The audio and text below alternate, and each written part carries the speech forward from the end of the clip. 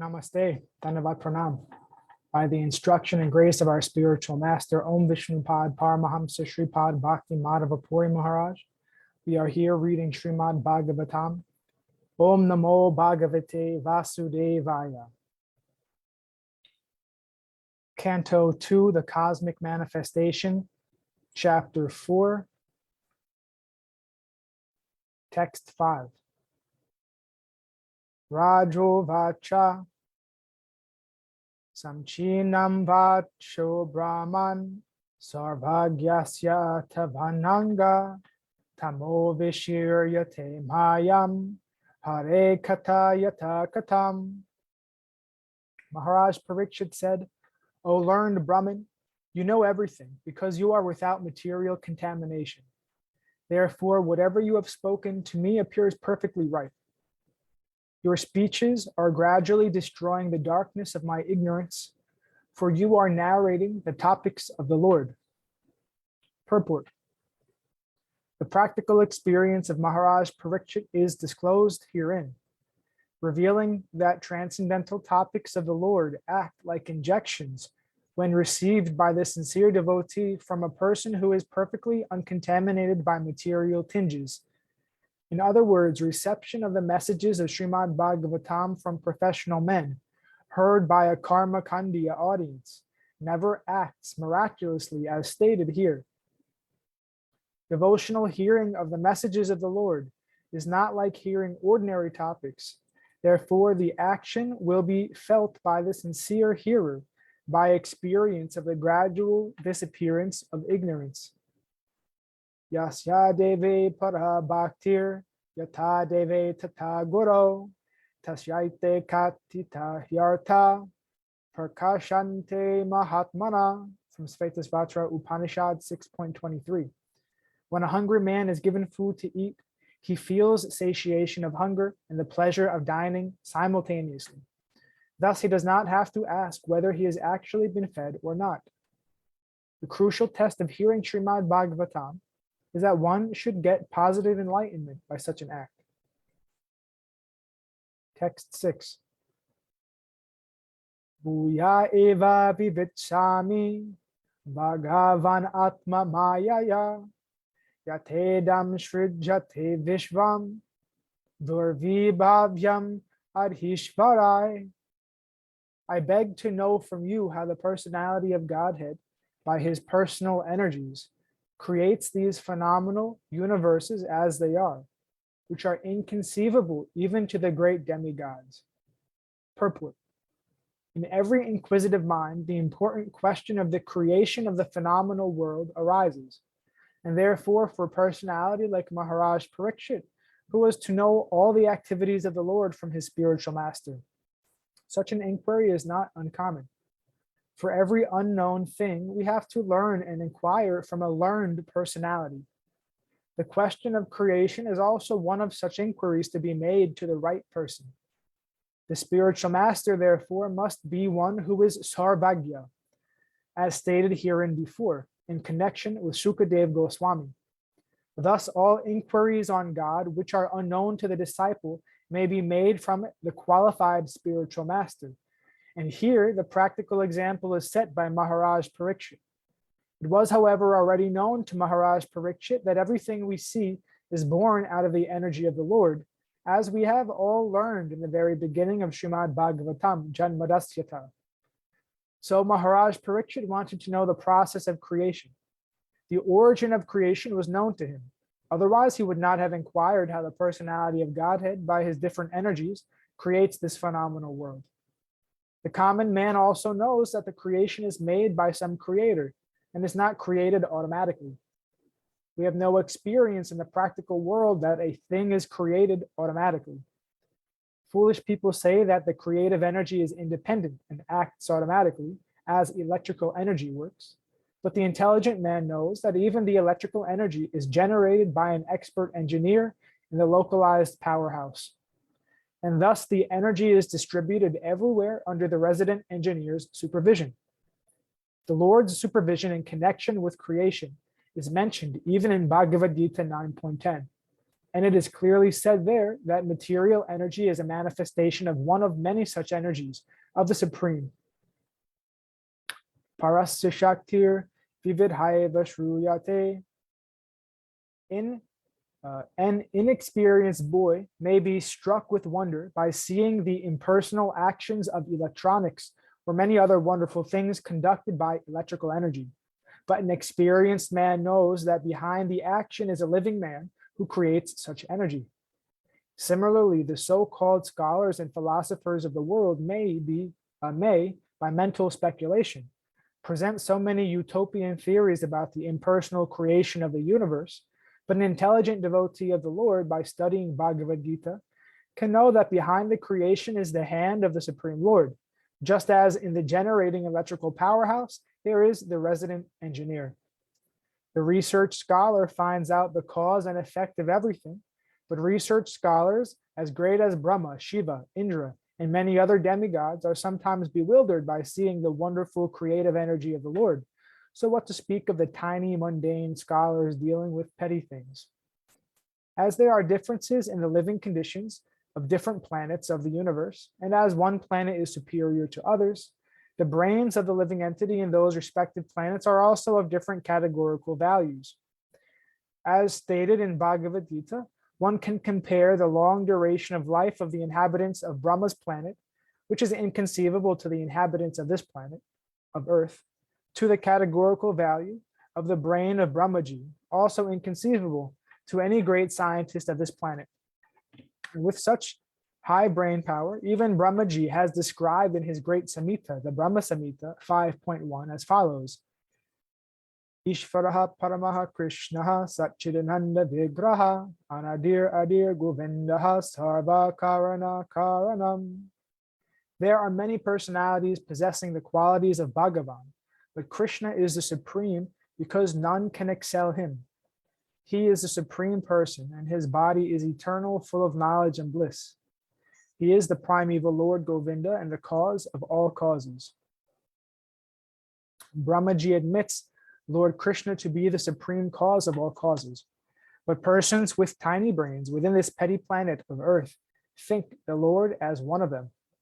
Thus, when the Lord says in the Bhagavad Gita that he, Lord Krishna, is all in all, the speculative philosophers and the mundane wranglers deride him, and the Lord regretfully says, Avajananti mam mudha manushim tanum ashritam parambhavam ajananto mamabhuta maheshwaram.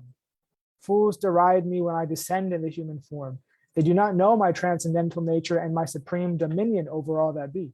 Bhagavad Gita 9.11. Brahma and Shiva, and what to speak of other demigods, are bhutas, or powerful created demigods who manage universal affairs, much like the ministers appointed by a king. The ministers may be Ishvaras, or controllers, but the Supreme Lord is Maheshvara, or the creator of the controllers. Persons with a poor fund of knowledge do not know this, and therefore they have the audacity to deride him. He comes before us by his causeless mercy, occasionally as a human being. The Lord is not like a human being. He is Satchidananda Vigraha, or the absolute personality of Godhead, and there is no difference between his body and his soul. He is both the power and the powerful. Maharaj Parikshit did not ask his spiritual master Sukadev Goswami to narrate Lord Krishna's pastimes in Vrindavan.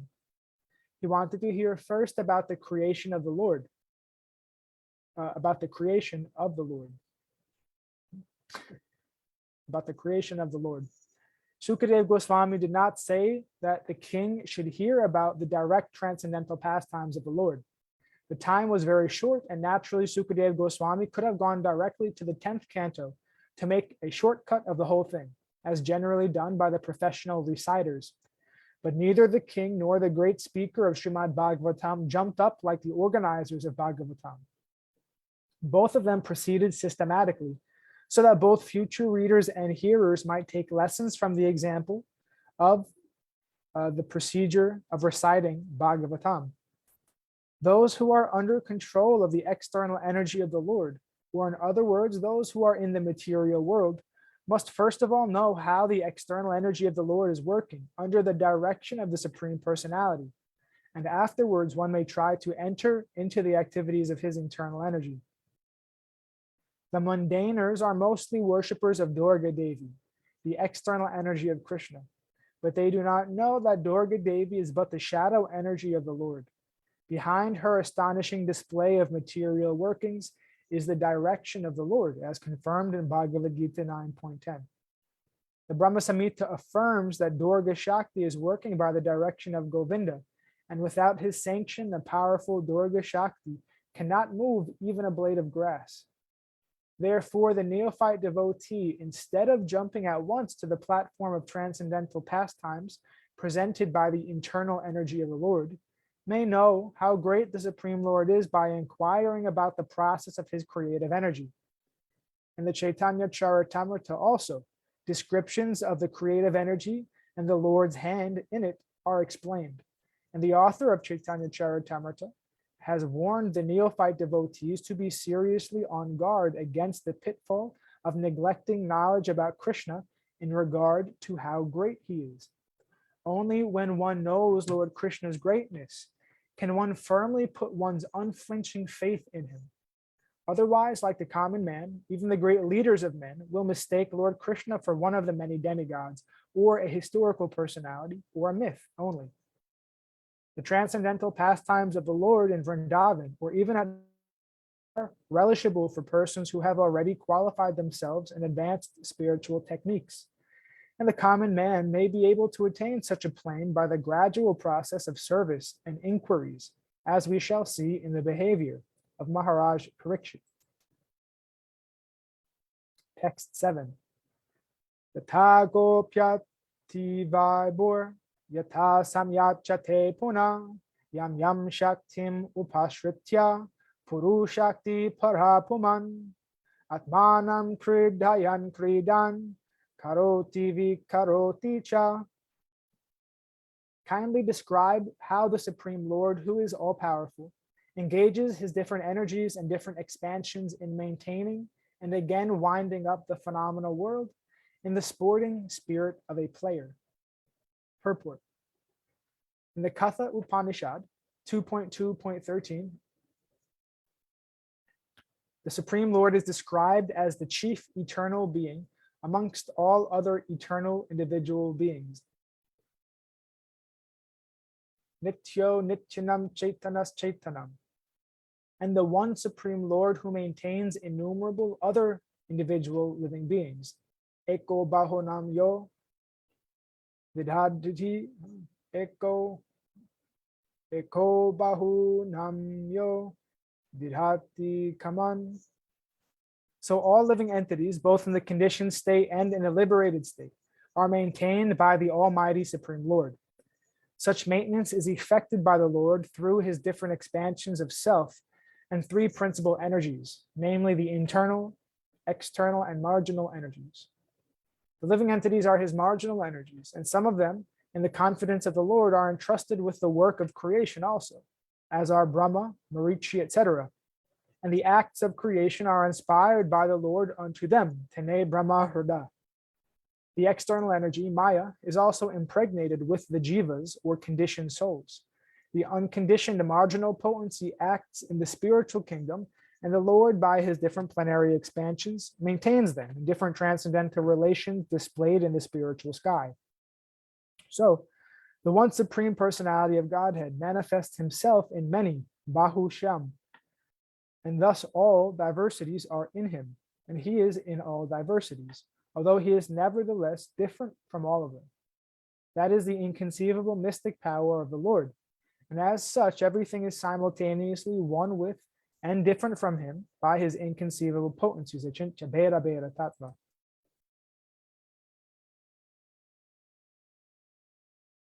Text 8.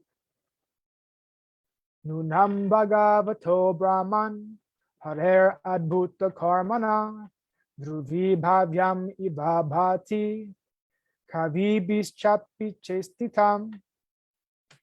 O learned Brahmana, the transcendental activities of the Lord are all wonderful, and they appear inconceivable because even greater endeavors by many learned scholars have still proved insufficient for understanding them. Purport. The acts of the Supreme Lord in the creation of just this one universe appear inconceivably wonderful. And there are innumerable universes, and all of them aggregated together are known as the created material world. And this part of his creation is only a fractional portion of the complete creation. The material world stands as a part only, ekam sena stito jagat. Supposing that the material world is a display of one part of his energy, the remaining three parts consist of the Vaikuntha Jagat, or spiritual world, described in Bhagavad Gita as Madham, Madhama, or Sanatan Dhamma, or the eternal world. We have marked in the previous verse that he creates and again winds up the creation. This action is applicable only in the material world because the other, greater part of his creation, namely the Vaikuntha world, is neither created nor annihilated. Otherwise, the Vaikuntha Dham would not have been called eternal. The Lord exists with his Dham, or in other words, with his eternal name, qualities, pastimes, entourage, and personality, which are all a display of his different energies and expansions. The Lord is called Anadi, or having no creator, and Adi, or the origin of all. We think in our own imperfect way that the Lord is also created, but the Vedanta informs us that he is not created. Rather, everything else is created by him. Narayana Paro Vyaktat. Therefore, for the common man, these are all very wonderful matters for consideration. Even for great scholars, they are inconceivable, and thus such scholars present theories contradictory to one another. Even for the insignificant part of his creation, this particular universe, they have no complete information as to how far this limited space extends, or how many stars and planets there are, or the different conditions of those innumerable planets. Modern scientists have insufficient knowledge of all this. Some of them assert that there are 100 million planets scattered all over space. In a news release from Moscow, dated February 21st, 1960, the following piece of knowledge was relayed. Russia's well-known professor of astronomy, Boris Vorontsov Veliminov, said that there must be an infinite number of planets in the universe inhabited by beings endowed with reason. It could be that life similar to that on Earth flourishes on such planets. Doctor of Chemistry Nikolai Zirov, covering the problem of atmosphere on other planets, pointed out that the organism of a Martian, for instance, could very well adapt itself to normal existence with a low body temperature. He said that he felt that the gaseous composition of Martian atmosphere was quite suitable to sustain life of beings which have become adapted to it.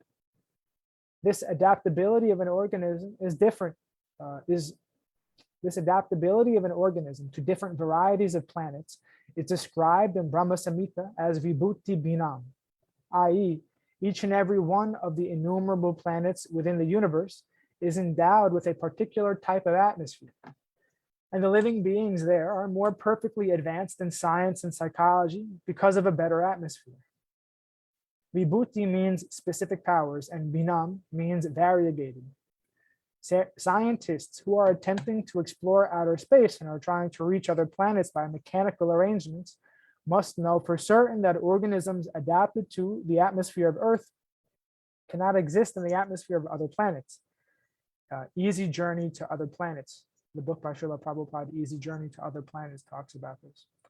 One has to prepare himself, therefore, to be transferred to a different planet after being relieved of the present body, as it is said in Bhagavad Gita 9.25, Yanti Deva Vrata Devan, Pitrin Yanti Pitra Vrata, Bhutani Yanti Bhuteja, Yanti Madhyagi Nopimam. Those who worship the demigods will take birth among the demigods. Those who worship ghosts and spirits will take birth amongst such beings. And those who worship me will live with me. Maharaj Parikshit's statement regarding the workings of the creative energy of the Lord disclosed that he knew everything of the process of creation. Why then did he ask Sukadeva Goswami for such information? Maharaj Parikshit, being a great emperor, a descendant of the Pandavas, and a great devotee of Lord Krishna, was quite able to know considerably about the creation of the world, but that much knowledge was not sufficient. He said, therefore, that even greatly learned scholars fail to know about that, even after great effort. The Lord is unlimited, and his activities are also unfathomed. With a limited source of knowledge and with imperfect senses, any living being up to the standard of Brahmaji, the highest perfect living being within the universe, can never imagine knowing about the unlimited. We can know something of the unlimited when it is explained by the unlimited, as has been done by the Lord himself in the unique statements of the Bhagavad Gita. And it can also be known to some extent from realized souls like Shukadev Goswami, who learned it from Vyasadeva, a disciple of Narada. And thus the perfect knowledge can descend by the chain of disciplic succession only, and not by any form of experimental knowledge, old or modern. Thus ends our reading for today. We'll continue from text 9 on Friday, hopefully. All glories to Om Vishnupad Paramahamsa Shripad Bhakti Madhava Puri Maharaj Ki Jai. Jai Srila Prabhupada, Srila Guru Maharaj, Srila Gurudev, Srila Acharya Dev, Srila Shanta Maharaj Ki Jai. All glories to our Rupa Nuga Guru Varga Ki Jai. Jai. All glories to the worldwide devotees Ki Jai. All glories to the assembled devotees Ki Jai. Bhakta Vrinda Ki Jai. Jai Navadvip Dham Ki Jai. Mayapur Dham Ki Jai. Nishringapali Dham Ki Jai. Jagannath Puri Dham Ki Jai. Baladev Subhadra Jagannath Ju Ki Jai. Vrindavan Dham Ki Jai. Giri Govardhan Gupta Govardhan Dham Ki Jai. Sham Kund Radha Kund Ki Jai. Tulsi Devi Bhakti Devi Vrinda Devi Ki Jai. Nitai Gaur Pramanandi Hari Hari Hari Bo. Jai Srimad Bhagavatam Ki Jai. Hare Krishna. Dandavat Pranams.